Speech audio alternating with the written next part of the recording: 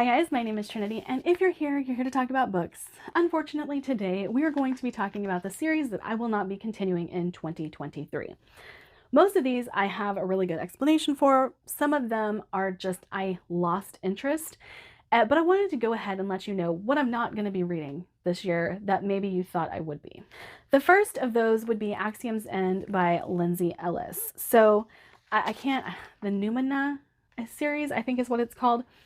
So the second book of this series actually rubbed me the wrong way. I don't really like it when PTSD is not handled well in books, and I don't feel like it was handled well in this book. And it was more so the way that people reacted to the main character than the way the main character handled her own PTSD. But I thought it was horrible. Like, I wanted to kill this person that was supposed to be the good guy. That's really what I thought. Like, no, we shouldn't be doing this. This is just wrong. And I had so many issues with it that I couldn't even finish the second book. I loved the first book though. I really did. And so I was hoping that this was going to be another sci-fi series that I could absolutely love. However, turns out no. The second series that I am DNFing is going to be the Steelheart Reckoners series by Brandon Sanderson. Now, I did say that I was going to continue with this series because I really liked the way that the first book ended. However, I realized that was probably me giving into the Sanderlanche. And the way that Sanderson finishes a novel is always so much better than the way the rest of the novel is. And he gets you sucked in to what's going on and makes you feel like you have to continue. And I think that that's a great thing. I think that Sanderson is genius for being able to pull that off as often as he does. And I just realized I don't like superheroes in books. I really don't. I don't know what it is that I don't enjoy, but I don't like it. I don't like it. And I do still have a couple of superhero books on my TBR to try to really solidify that fact. Like, was it just that I didn't like that book? Was it just that, you know, the books that I tried that were superhero related just didn't work out for me? Or is it just a blanket fact that I don't like superheroes? I don't know, but I will not be continuing with the Reckoners. Next would be the Traitor Sun Cycle by Miles Cameron. Now, I had heard from so many people that this was a plot-driven series that I would love. No, it is not plot-driven. It is not plot-driven. I can only say that about the first book, though, and I can only say that about the first half of the first book. But if you have a plot-driven book, that means the plot starts before the 50% mark in the first book. Yeah. Otherwise, it's not plot-driven. That means nothing is driving it if it's supposed to be plot driven and we're 50% in and have no direction. So I can't say it's character driven either. There was a lot of things going on, but none of it was really moved forward by character development or anything like that. And I honestly just decided I didn't like it. I did not like the first book and put it down. I never picked it back up. So it's technically a DNF for that. But I'm also really interested in some of his other series, some of his other works. There are some that have really grabbed my attention over the last year that I'm like, well, maybe I'll like that better. So I'm not done with him as an author, but I am done with Traitor Sun Cycle. Oh, next would be First Law by Joe Abercrombie. I had owned all of the books because I loved The Blade itself so much. I owned all of them. All of Joe Abercrombie's books. And then I got to the second book. And let me tell you, I know I'm going to tick some people off by saying this, but that is the most pointless book I've ever read in my life. There was no point. There was no point to reading that book. It did nothing. And I understand if you're a character-driven reader and you like to follow these characters that you get some good character development, but no, that's not a story. That does not make a story. Like, there is no story. There was no point. And I'm saying that because I found out the ending of the book even before I finished it. And I was like, no. There was no story in the second book. None whatsoever. Can't convince me otherwise. And I hated it. I hated it. But I'm a reader who needs direction. I need to know where we're going. I need to know what the story is. I need to know why we're with these characters. Plot-driven reader, again. Like, I don't care about your characters if you're just going to talk about your characters. I don't care. I need a story to go along with it. Why are we following these people? Is it pointless to follow these people in this book? Yes, it was. Next would be The Winnowing Flame by Jen Williams. Now, I'm really sad about this because I was really looking forward to The Ninth Reign. Again, it's a series that I bought all of the books because of what other people told me about them, which is going to be something in 2023 we're avoiding. I am not buying series just because other people tell me I'm going to like them. We will test the waters first and then go from there.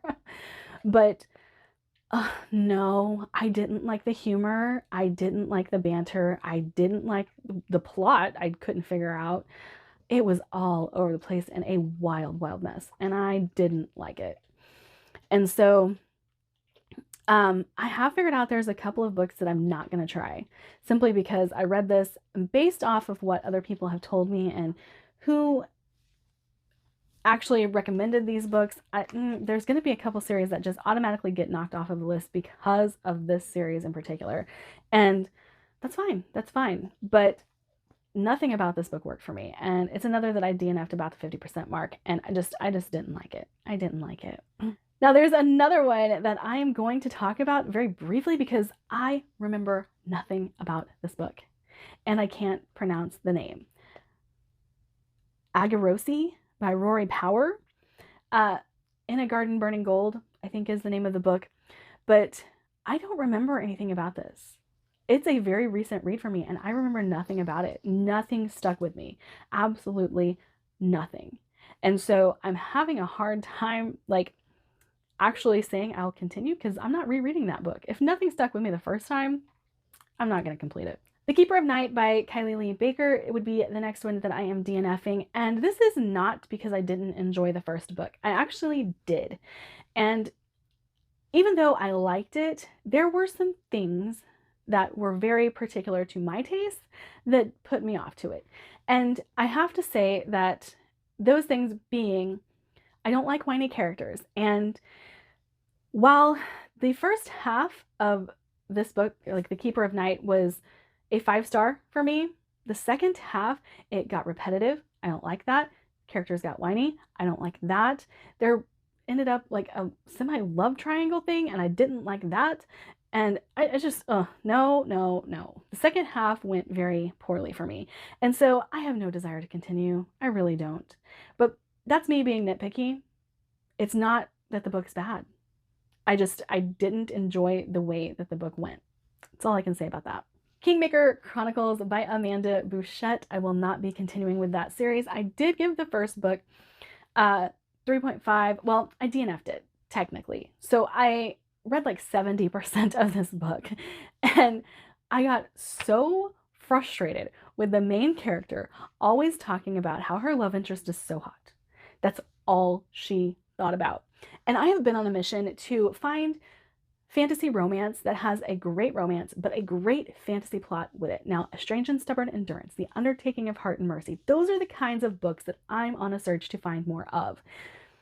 I want the really good fantasy plot to go with the romance. And this was probably started more so by From Blood and Ash than anything else. But after reading The Undertaking of Heart and Mercy and A Strange and Stubborn Endurance, that has just like elevated my need to find more of these books. And this was not it. It was not it. And I just, the main character drove me insane. Next would be Riaria. I'm not going to read any more Michael J. Sullivan. Let's just throw that out there. I do not think that Michael J. Sullivan is the author for me. If you like Brandon Sanderson, I would recommend Michael J. Sullivan, but I'm not the biggest Sanderson fan either. So I do think that he's accessible. I do think that Michael J. Sullivan has good humor in his books, but I absolutely cannot connect with his writing style. And so even though I get through them and I'm like, that was okay, that's my only thought, is that was okay. And I really don't want to read books that are okay. I want to read books that are good. I want to read books that I like. So we are going to put a ban on Trinity reading Michael J. Sullivan. And last would be the Legacy Trilogy by Matthew Ward. Now, this is actually a really good series, I think. I've read like the first 30%, or maybe it was more. I read 300 pages of this first book, A Legacy of Light. Again, this is me being nitpicky. This is my personal taste coming through, and it has nothing to do with the quality of the book whatsoever, but I hate I hate it when POVs shift mid-chapter. I cannot stand that, especially when they're not marked. And no, it drives me nuts. Can't stand it. And then I read 300 pages of this book, and while things were happening in the background, like we are aware of things that are happening in this world, it's not happening on page. Drives me nuts. Can't stand it. So there were a couple of things that this book did that were very personal to my personal tastes. Like they actually offended my personal tastes, but actually didn't make anything about it bad. But I won't be continuing with Legacy of Light or the Legacy trilogy. It's not for me. It's not for me. All right, that is it for my video today. Like, subscribe, do all the fun things, and I'll see you guys in my next video. Bye.